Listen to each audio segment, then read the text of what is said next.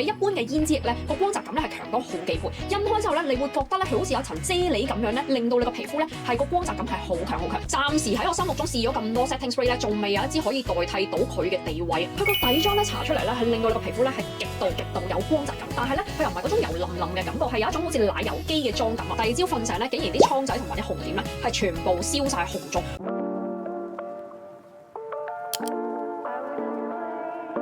Hello， 我係 Phoebe， 歡迎翻到我個 YouTube channel。時間話咁快已經嚟到1月中啦，所以咧就快啲拍咗呢條2025年下半年度我最喜愛10選。呢10選咧真係好難揀，我用咗成個月時間咧先揀到你出嚟。呢10件產品咧係真係我使用率咧非常之高啦，然後我又真係呢半年裏面咧好中意用，所以咧好想推介俾大家。我哋而家即刻開始啦，排名不分先後。韓國開架品牌 Peripera 嘅胭脂液，其實上年年頭我已經買咗，但一路放埋一邊咧冇拎隨時，最後一試即刻愛上咗，所以咧就追加多2個顏色。佢嘅性價比咧係非常之高。我之前喺 YesStyle 個網站買咧，只不過60零蚊一支嘅啫。然後佢成日做一啲冇門檻嘅85折咧，係更加之平，更加之抵嘛，買多幾個色咧都唔心痛啊！佢嘅妝感咧係令我非常之中意，係超級靚，比一般嘅胭脂液咧個光澤感咧係強多好幾倍。印開之後咧，你會覺得咧佢好似有一層啫喱咁樣咧，令到你個皮膚咧係個光澤感係好強，同埋咧佢個質地咧亦都係好貼服，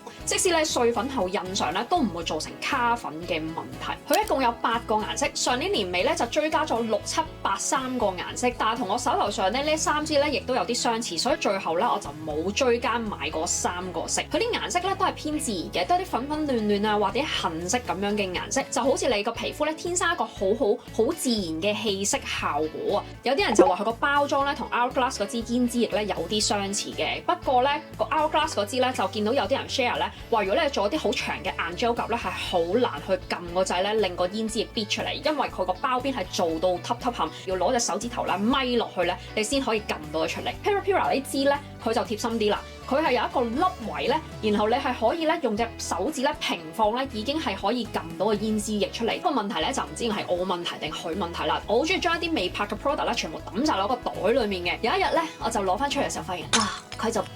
斷咗啊個頭。家有呢支胭脂液或者打算買嘅話咧，就留意下，千祈唔好俾啲寵物砸親佢個頭啦。咁就係好在咧，佢真係好平，所以我就即刻咧 replace 咗一支新嘅。我手上3個顏色咧就係246，2號咧就係一個比較粉嫩啲嘅淺粉嘅草莓色，4號色咧就係一個無花果色，然後6號色咧杏奶咁樣嘅顏色，飽和度咧就偏低啲。不過白皮咧搽嘅話咧都會見到有少少嘅，如果黃皮膚買咧印開其實應該就睇唔到啲乜嘢呢個顏色。Kiko 嘅雙頭 Lip Tint， 佢係被譽為 Chanel 嘅平替，而我都係擁有 Chanel 嘅人。比較完之後咧，我就會覺得 Kiko 咧係有過之而無不及。佢係勝在呢個價錢咧真係好優秀，同埋咧佢哋嘅質地咧係真係有90%相似，所以大家咧可以直接入手 Kiko 呢一款。前幾年咧佢係撤出咗香港，但係咧前年咧佢又翻嚟啦。不過咧而家暫時咧只有上水有分店，所以咧就希望佢快啲咧喺九龍同埋港島咧開分店，咁等大家可以容易啲買。佢哋嘅產品咧係真係性價比係極之高嘅。用法一樣咧都係搽咗有顏色呢邊，等幾分鐘之後完全乾透咧就搽 lip gloss 呢一邊。咁飲水食嘢啊講嘢咧 lip gloss 呢邊係會甩嘅，咁每次咧就係補翻個 lip gloss 就得啦。顏色呢一邊咧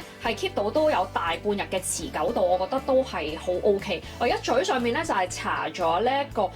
125號色，因為我今日個眼妝咧有少少偏橙少少咯，所以我就對應翻咧搽翻少少橙地調嘅一個 lip tint 啊。佢嘅顏色飽和度咧就比 Chanel 低一啲啲，咁所以咧就比較適合日常啲嘅妝。RMK 嘅粉底呢一個咧係佢幾個月前咧新推出嘅升級版本啊，佢個名咧叫做完美零瑕絲絹粉底液箍住升級版。其實舊有呢個版本咧我都好中意用，咁已經用咗得翻半支，但係新版呢一個用落咧我更加之中意，因為佢個光澤感咧係比舊版係強好多。之前咧我就係用101號色嘅，不過而家白咗，所以我就轉用咗100號色。早排嘅天氣咧仲係比較熱啲啦，咁我就配用咧 RMK 自己呢一支嘅底霜咧，全日個妝咧都係好貼服好靚，就算咧天位出咗少少油咧，佢都係冇爛妝嘅。佢個底妝咧搽出嚟咧係令到你個皮膚咧係極度有光澤感，但係咧佢又唔係嗰種油淋淋嘅感覺，係有一種好似奶油肌嘅妝感啊！我係好中意呢種嘅妝感效果。個遮瑕度咧係偏向低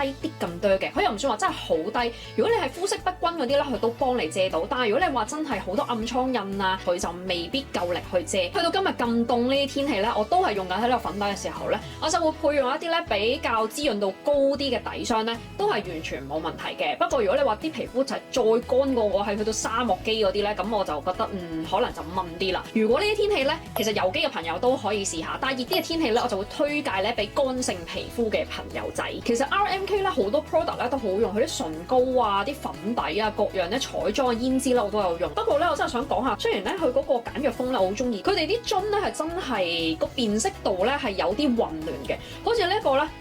同呢一個咧，即係呢兩支粉底，一個係舊版，一個升級版咧，唔知點解樽咧係一模一樣，同埋咧。佢只不過係後面個日文字有分別，所以如果唔識日文嘅人咧，係真係會好容易搞亂。所以我覺得咧，佢個包裝上咧應該要搞佢。下一件都係底妝類嘅產品，就係 Fenty Beauty 呢一支粉底液。對上嗰半年咧，我最常用咧就係頭先嗰支 RMK 同埋呢支 Fenty Beauty 啦。推開咧係非常之貼服啦 ，coverage 又會比 RMK 嗰支再高一啲。雖然佢做一個 matte 嘅妝感啦，但係佢推開咧係完全唔會厚重，係個皮膚咧睇落好似有 second skin 嗰種感覺。少有歐美牌子，而我覺得佢做嗰個 matte 嘅妝感咧好自然，亦都唔會覆蓋咗你本身個輪廓，令到佢好似好扁平。佢係真係好似有一種開咗 filter 嘅感覺，好平滑、好乾淨嘅妝感，我係好中意。咁我用嘅顏色咧150號俾大家參考，都冇乜暗沉，所以個色號咧可以跟翻自己嘅膚色去揀。我啱啱再上 Sephora 去睇咧，佢就話呢支粉底咧係適合混合性啦、乾性啦、正常啦同埋油性嘅肌膚。咦，咁即係大包圍喎，佢全部膚質都啱喎。咁但係我又真係早排夏天用到而家冬天咧，我覺得都係 OK 嘅。除咗粉底液，我亦都中意用日本品牌 Decode 呢個 Samwear 粉餅。呢個咧真係趕時間嘅恩物啊！趕時間你唔會想慢慢搽 primer、搽粉底液，跟住再慢慢定妝，嗰度已經可能用你好幾分鐘。你係想用最短嘅速度衝出門口，而呢個粉餅係真係非常之方便。佢本身咧已經係自帶防曬度啦，雖然唔係好高，重點佢個妝感好靚，佢個粉質咧係好幼細，即使你疊加咧都唔話做到一個好重嘅面具感，都有個中上嘅遮瑕度。如果你黑眼圈好輕微咧，佢係可以幫你直接遮咗佢。本身輪廓係唔差嘅話咧，其實可以搽咗呢個粉餅之後，直接畫條眼線，畫翻條眉就可以出門口噶啦。個盒裏邊嘅設計咧就有塊膠片頂住嘅，就唔怕你一開嘅時候咧就碌毀咗你個粉撲出嚟啦。頭先話 Kiko 嗰支 Lip Tint 咧係真係你喺度講嘢咧，佢個 gloss 咧就真係會甩晒，所以我而家咧就要補啦。最後一件化妝品類嘅就係呢支 Tatcha 嘅 Setting Spray 啦。其實咧 Setting Spray 呢樣嘢咧係真係非常之有爭議性，因為早幾個月前咧有一班台灣嘅化妝師咧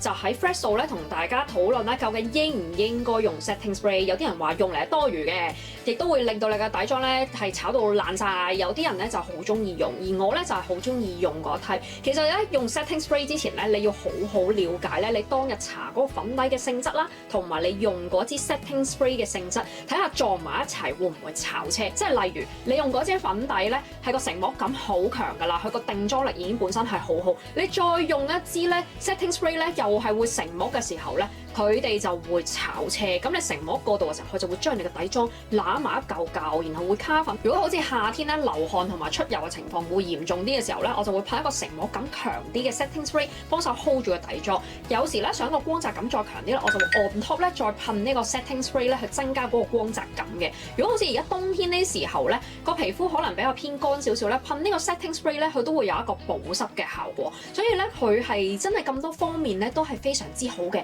又可以增加光澤度啦，又可以幫助個皮膚保濕啦，然後咧又有少少嘅成膜感。重點佢個價錢真係好平，冇記錯我買呢支喺 YesStyle 嘅時候應該係60幾70蚊已經有交易。我有見過香港有啲鋪頭有得賣嘅，但係要過百蚊。咁如果大家有興趣嘅話咧，可以上 YesStyle 嗰度睇下。之前我都喺 IG 度寫咗個 Setting Spray 嘅 post， 如果有興趣可以去睇下。咁我個 post 嗰度咧都有藍色呢一款嘅，咁其實同紅色呢一款咧純粹個分別咧就係佢係冰涼感，但係咧佢只不過好似維持咗唔止1-2分鐘，所以有少少廢啊！我覺得佢呢個冰涼效果，所以冇乜特別。我最後都係買翻紅色呢一款，而紅色呢款我已經用到第3支，我都仲係好中意，好中意。咁我有朋友咧就係買嚟咧噴濕個 sponge 咧攞嚟上個粉底咧，都可以增加皮膚嗰個濕潤感。我本身中意個底妝咧係好有光澤感，所以佢噴出嚟咧呢個光澤嘅效果咧係非常之中到我嘅心啊！暫時喺我心目中試咗咁多 setting spray 咧，仲未有一支可以代替到佢嘅地位。俾大家睇下佢個霧咧係做得好幼細。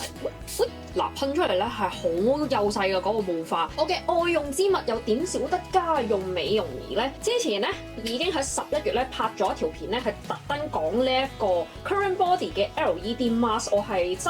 真心好中意用。我係基本上1個禮拜咧真係好乖用足5日。記唔記得頭先咧我講話我嗰個 RMK 嘅粉底咧用白咗一度，因為我個皮膚白咗。我經常照綠燈咧係真係有白到，就係多謝呢一個 LED mask。由於佢個 LED 燈數目咧係前所未有咁多，比佢以前嘅 model 嚟計，所以咧我覺得佢個效果咧都係比以前嗰啲咧更加之快見效，同埋個效果係更加之強勁嘅。大家如果未入手 LED mask 嘅話，我建議直接一步到位就買呢一個最新款嘅 Multi Light LED mask。咁今次呢條片咧我就唔多講啦，因為上次嗰條片咧我係成條片都係介紹佢嘅，所以如果有興趣咧就可以睇翻呢一條片。咩事㗎？你又搞咩啊？成日喵完人又咁大聲要走，咁你喵人做乜鬼啫？你喵我唔係到抱你咩？你又走？係，我係吉吉，又入鏡啦吉吉，係咪啊？成日過嚟搞事。咩啊？你想去邊啊？飯你又食咗啦，覺你又瞓咗啦，你想點先？陪你玩就等我拍完先。你都冇用啦，等我拍完片先啦。嗱，走啦，又要走啊，係咪啊？好啦，拜拜。到護膚品啦，就係我呢個敏感肌外牌 Cetaphil 舒特膚早排新推出嘅3重溫和煥膚霜系列。呢個系列咧係有潔膚啫喱啦，同埋保濕乳液，兩支都係面同埋身體都可以用。講明咧就係零香料、零藥性、零類固醇，亦都係0% 動物成分，亦都係低敏配方。講明咧敏感肌可以用嘅。我自己本身咧，真係冇用開酸咁滯，好耐以前有買過酸嘅產品，用一抹即刻紅晒塊面，係因為我啲本身啲皮咧係真係薄得好緊要，我呢啲位置咧係薄到見晒青筋，所以酸類產品對於我嚟講咧係有啲可怕。我自己咧，但係又好想用，尤其是咧，因為夏天咧我係混合性乾性皮膚啦，天位呢啲位置咧都係會出油，有時我會做運動流汗啊、飆油啊各樣嘢咧，黑頭咧係都幾嚴重，下巴呢啲位置咧亦都好多粉刺暗粒，唯有自己就手動清潔。直至我遇到佢哋個清潔效果咧係真係相當之唔錯，尤其是呢一支啫喱咧，我就咁用佢嚟洗面咧，真係啲粉刺啊同埋油垢堆積嘅速度咧係慢咗好多。雖然個皮膚咧都可以久唔久大清，但係冇以前清得咁密，同埋明顯咧係 feel 到自己下巴呢啲位置咧啲粉刺係少咗好多，同埋 keep 住咧摸落個皮膚咧有一種好滑溜、好滑淨、好乾淨嘅感覺，又唔會好乾啊、好斑緊、好唔舒服，真係好好用我覺得佢。咁但係當然如果你係真係已經用開啲強力酸嘅效果嘅 product 嘅話咧，佢對於你嚟講咧係真係會係太溫和。但係對於我呢啲敏感性皮膚嘅人嚟講，佢簡直就係一個非常之好用嘅 product。其實我已經用到第2支，之前夏天咧我係 keep 住攞佢嚟洗面啦，跟住然後洗個背脊咧都係好多暗粒。呢啲暗粒咧全部都係關流汗啊、做運動事。到冬天咧少咗流汗咧，佢就會完全消失晒嘅。我亦都有用埋佢呢個乳液，咁但係最主要咧我就係淨係攞嚟搽個背脊嘅啫，質地咧係唔立嘅，所以夏天用咧都係屬於好清爽。相信大家都有聽過 Pretty Five 呢個香港 skincare 品牌，佢哋真係越做越成功，推出咗咧好多好口碑、好用嘅產品。最新咧有呢個白神山後生園養膚系列，當中咧我最中意就係呢個 gel cream， 因為早排咧屋企有隻狗走咗啦，咁啊成家人都好唔開心啦。講起我有啲傷口，咁大家好唔開心啦。跟住然後咧我又瞓得好差啦，我塊面咧就生咗好多紅色嘅粒粒啦，好似啲暗瘡仔咁樣。因為個人好唔開心，跟住然後啲皮膚咧又搞到好差，然後啲皮膚差又搞到個人好唔開心，係一個惡性嘅循環。醒起我手上咧有呢個 cream， 咁佢最大嘅賣點咧，佢係用咗日本世界自然遺產白神山地嘅稀有乳酸菌咧做呢個成分嘅，係可以平衡肌膚嘅微生態核心，然後咧係幫助強化屏障、舒緩泛紅同埋敏感。我就搽厚少少當佢 sleeping mask 咁用，第二朝瞓醒咧，竟然啲瘡仔同埋啲紅點咧係全部消晒紅腫。我照鏡咧直情係有 Oh my God 嗰下嘅感覺。雖然佢係 gel cream 嘅質地咧，但係佢個保濕度都好高。而家咁乾燥嘅天氣咧，我乾性皮膚用咧，我都覺得佢保濕度好足夠。重點咧係以佢咁嘅功效，佢係一啲都唔貴，正價只係320蚊咋。如果大家咧有興趣咧，亦都可以趁佢 Sephora 做節嘅時候入手，係更加之抵。如果你塊面真係成日會生好多紅點啊，起啲敏感嘅話咧，呢個真係要必買看門口。漏咗一樣嘢就係佢呢個 cream 咧附送咗一個好細嘅迷你根仔，係可以直接收埋喺呢間 cream 裡面，咁就唔怕黐塵啦，